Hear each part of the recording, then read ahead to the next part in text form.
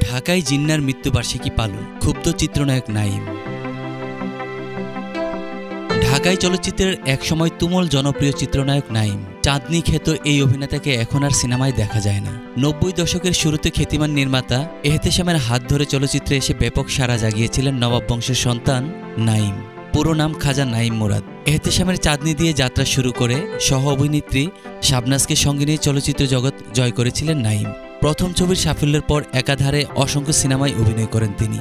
একসময় প্রেম করে বিয়ে করেন শাবনাজকে। পিতা হন 2 কন্যা সন্তানের। তারপর ধীরে ধীরে সরে যান অভিনয় থেকে। সিনেমায় না থাকলেও সামাজিক যোগাযোগ মাধ্যমে সরব ঢাকার নবাব সলিমুল্লাহ খানের বংশধর চিত্রনায়ক নাঈম মুরাদ। সম্প্রতি পাকিস্তানের জাতির পিতা মোহাম্মদ আলী জিন্নার ৭৬তম মৃত্যুবার্ষিকী পালন করা হয়েছে ঢাকায়। এ নিয়ে বৃহস্পতিবার 12 সেপ্টেম্বর বিকালে সামাজিক যোগাযোগ মাধ্যমে একটি পোস্ট দিয়েছেন ঢালিউড অভিনেতা নাঈম। ফেসবুকে এই বিষয়ে একটি স্ট্যাটাস শেয়ার করেছেন এই অভিনেতা। বুধবার নবাব সলিমুল্লাহ একাডেমির ব্যানারে ঢাকার জাতীয় প্রেস ক্লাবে পাকিস্তানের জাতির জনক মোহাম্মদ আলী জিন্নার মৃত্যুবার্ষিকী পালন করা হয়। আয়োজিত অনুষ্ঠানে আলোচনার পাশাপাশি উর্দু গান কবিতা পরিবেশন করা হয়। নবাব সলিমুল্লাহ একাডেমি আয়োজিত সভায় মূল প্রবন্ধ উপস্থাপন করেন অধ্যাপক ডক্টর মুস্তাফিজুর রহমান। এতে তিনি মোহাম্মদ আলী জিন্নার জন্ম থেকে মৃত্যু পর্যন্ত জীবনের নানা ঘটনা বর্ণনা করেন।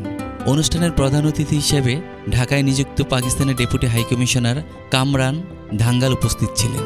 এদিকে এই অনুষ্ঠানের খবর গণমাধ্যমে ছড়িয়ে পড়লে বিষয়টি নিয়ে ভক্তদের ধারণা স্পষ্ট দিতে ফেসবুকে পোস্ট দেন অভিনেতা নাঈম। চিত্রনায়ক নাঈম ঢাকার নবাব পরিবার খাজা সলিমুল্লাহর বংশধর। ফেসবুকে জিন্নার মৃত্যুবার্ষিকী পালনের একটি ছবি পোস্ট করেন তিনি।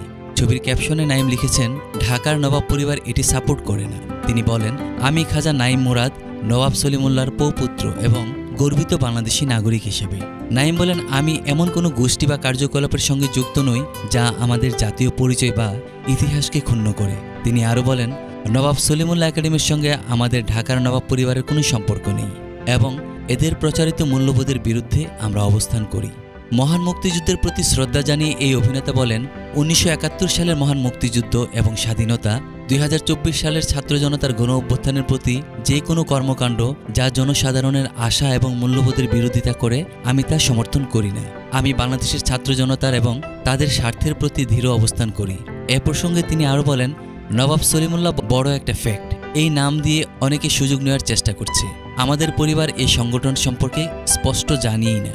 ক্ষোভ প্রকাশ করে অভিনেতা বলেন, নবাব সলিমুল্লাহ একাডেমির ব্যানারে যারা এটা করেছেন তারা কেবল তাদের স্বার্থ রক্ষাই করেছেন। আমাদের নবাব পরিবারের সঙ্গে এর কোনো সম্পৃক্ততা নেই। আমরা এটা প্রত্যাশা করি না। যারা করেছেন তারা অন্যায় করেছেন।